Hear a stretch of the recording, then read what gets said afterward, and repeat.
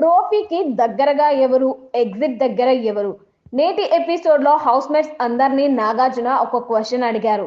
ఇప్పటి వరకు జరిగిన ఆటని గమనించిన తర్వాత మీ దృష్టిలో ట్రోఫీకి దగ్గరగా ఎవరున్నారు, ఎగ్జిట్ కి దగ్గరగా ఎవరున్నారు చెప్పండి అని నాగ్ అడిగారు. ఇందులో 5గురు ఎమాన్యుల్ని, మరో 5గురు తనుజాని ట్రోఫీ దగ్గర పెట్టారు. ఈ సందర్భంగా తనుజ కెప్టెన్ అవ్వకపోవడానికి వెనుక ఉన్న రీజన్స్ ని అడగకపోయినా నాగార్జున లేవనెత్తారు. కళ్యాణ్ ని పైకి లేపి, నిన్ను ఫైనల్ కంటెండర్ టాస్క్ దగ్గర మోసం చేశారు కదా, ఏమనిపించింది అప్పుడు అని నాగ్ ప్రశ్నించారు. కింద కూర్చొని మరీ అడిగాను సార్, తీయొద్దు ప్లీజ్, అదొక్కటే రిక్వెస్ట్ అని. కానీ వాళ్ళ డెసిషన్ వాళ్ళు తీసుకున్నారు అని దివ్య గురించి కళ్యాణ్ చెప్పాడు. మరి దానికి నువ్వెందుకు బాధపడ్డావు అని నాగ్ అడిగితే, నాకొక్కడ తనుజాని కెప్టెన్ చేయాలనుకున్నా సార్ అని కళ్యాణ్ అన్నాడు.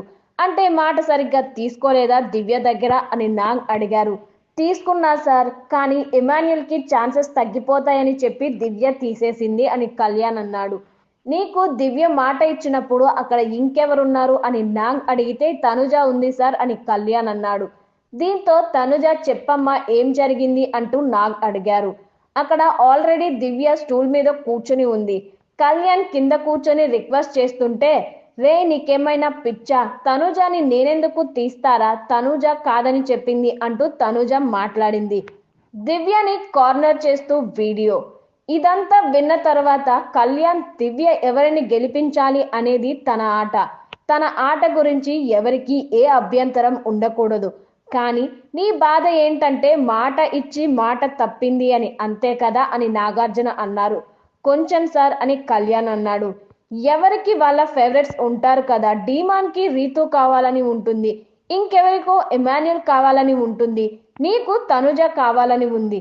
అది వాళ్ళ చాయిస్ల బట్టి ఉంటుంది. ఎవరిని గెలిపించాలనేది వాళ్ళ ఇండివిజువల్ చాయిస్ అని నాగార్జున అన్నారు.